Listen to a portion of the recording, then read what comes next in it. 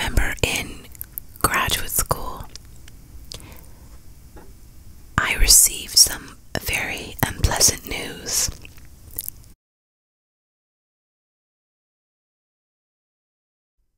We apologize, but at this time, we are going to have to end your placement for the year.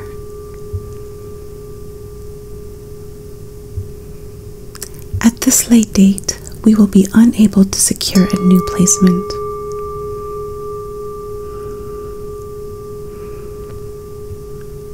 You will lose all credit and have to begin again next year. We are sorry for whatever inconvenience this may cause. We are sorry for your loss. Letting me know this unpleasant news, she was smiling the whole time, and I'm sure this was just an uncomfortable, nervous, sort of inappropriate reaction to this uncomfortable news that she needed to deliver, but I couldn't help but feel creeped out by it and unnerved. It was creepy and unnatural to see a big gleaming smile while being told something quite unpleasant. It rattles the soul.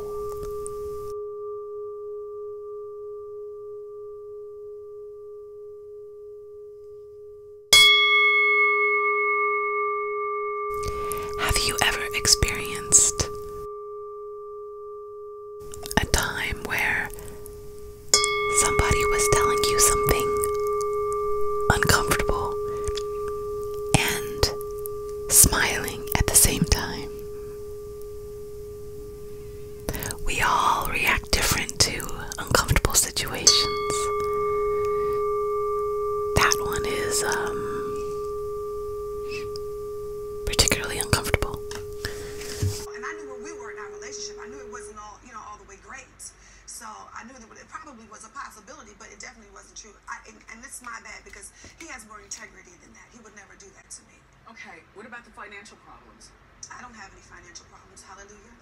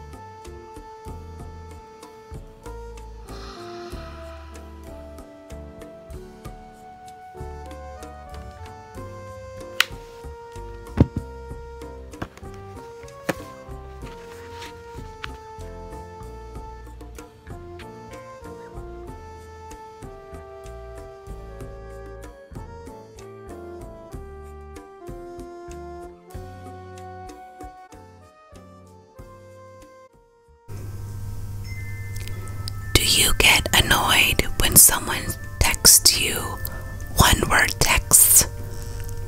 Or even worse, a one-word email? What is that about? How boring and basic. What are you supposed to do with that? I suppose I am a high-maintenance gal. I mean, who gets excited by an email that says hi? Or a text? When I get messages like this, I don't tend to go out of my way with a response. I don't search the inner crevices of my brain for something substantial to say.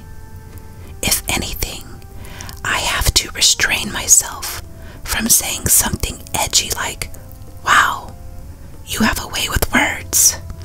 It's like word porn when you write to me. I really look forward to hearing your word.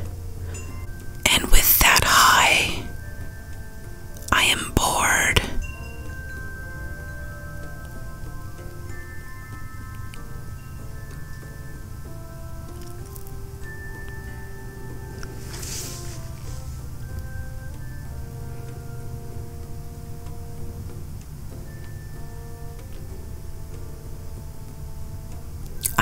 words. I love words. Although the word hi bores me to no end. Hello is even worse.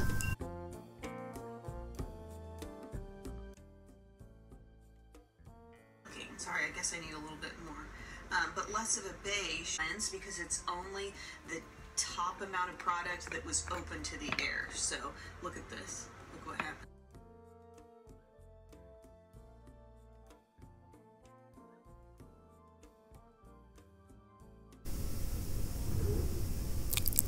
Am I sorry for what I did?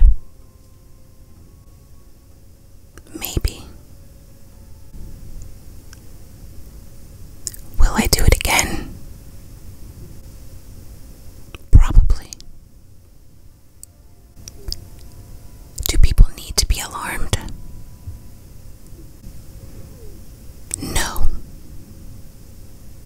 Why don't people need to be alarmed? Good question.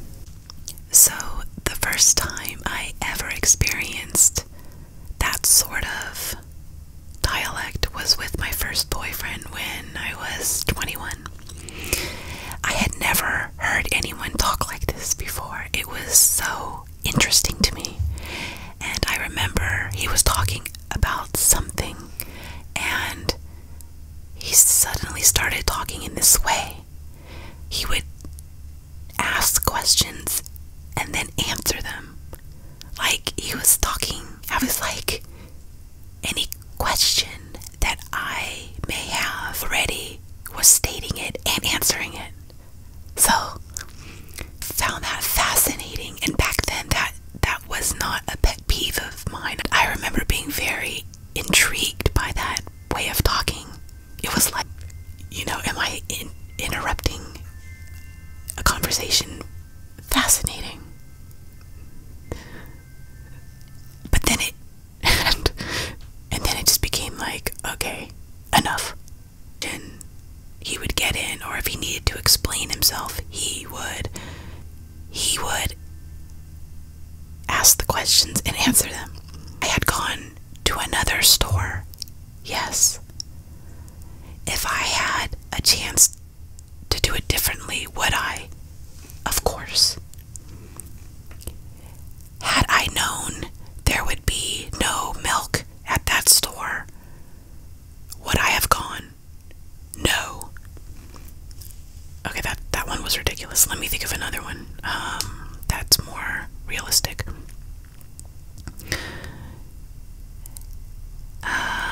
Okay, let's see.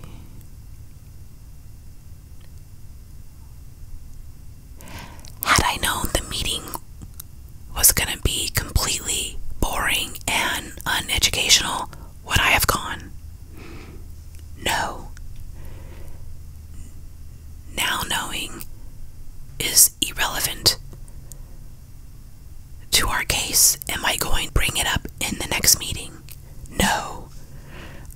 Okay, this is actually really difficult for me because this isn't exactly how it is, but you know what I'm talking about. Oh my god, it's so weird. And I'm not calling anyone out because I know a lot of people talk like that. And it's just so different than how my brain works that I find it so intriguing. I did look this up and it said, I remember reading that people that engage in this sort of a dialect or this sort of a conversation tend to be control freaks, which makes a lot of sense. So, in the conversation, when you ask the question and answer them, that makes a in one way or another. I'm trying to think of a fun way of